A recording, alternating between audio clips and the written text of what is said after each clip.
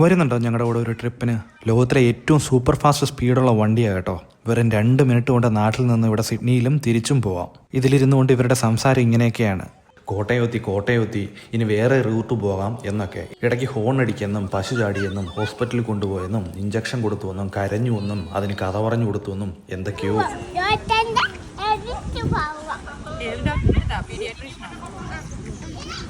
ഞാനിവിടെ കുറച്ച് ഊഞ്ഞാലാടാമെന്ന് പറഞ്ഞ് ചെന്നപ്പോൾ എന്നോട് ചോദിക്കുവാണ്, പപ്പ ബേബി അല്ലല്ലോ പിന്നെ എന്തിനാ ഊഞ്ഞാലാടുന്നതെന്നൊക്കെ.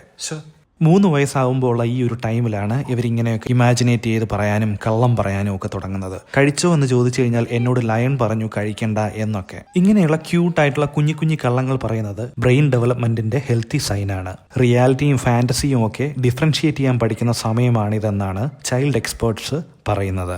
ഈ ഒരു സമയത്താണ് നമ്മൾ ഏറ്റവും കൂടുതൽ സമയം സ്പെൻഡ് ചെയ്ത് അവരോട് സംസാരിക്കാൻ വേണ്ടി ഇനിഷ്യേറ്റീവ് എടുക്കേണ്ടത്. പിള്ളേരുടെ ക്രിയേറ്റിവിറ്റിയും ഇമാജിനേഷനും ഒക്കെ പുറത്തു വരുന്ന ടൈമാണ്. നമ്മളും കട്ടയ്ക്ക് ആ ലെവലിൽ തന്നെ നിന്നോണം. തെലുങ്ക് ഫിലിം പോലെയാണ്, ലോജിക് ഒന്നും നോക്കണ്ട. 2 മിനിറ്റ് കൊണ്ട് ഓസ്ട്രേലിയയിൽ എത്തി എന്നൊക്കെ പറയുന്ന കേൾക്കാം. ഇവിടെ അവിടെയായി ഇതുപോലെ പാർക്കുകളുണ്ട്, അതും എല്ലാ സെറ്റപ്പുമായിട്ട്. എല്ലാ ദിവസവും പാരൻസ് ഒക്കെ വൈകുന്നേരം ഓഫീസ് ടൈമൊക്കെ കഴിഞ്ഞിട്ട് ഇവിടെ വന്നിങ്ങനെ കൂടും. രാത്രി 8:30 വരെ ഡേ ലൈറ്റ് ഉള്ളത് കൊണ്ട് പിള്ളേർക്ക് പ്ലെന്റി ഓഫ് ടൈം ഉണ്ട് കളിക്കാൻ.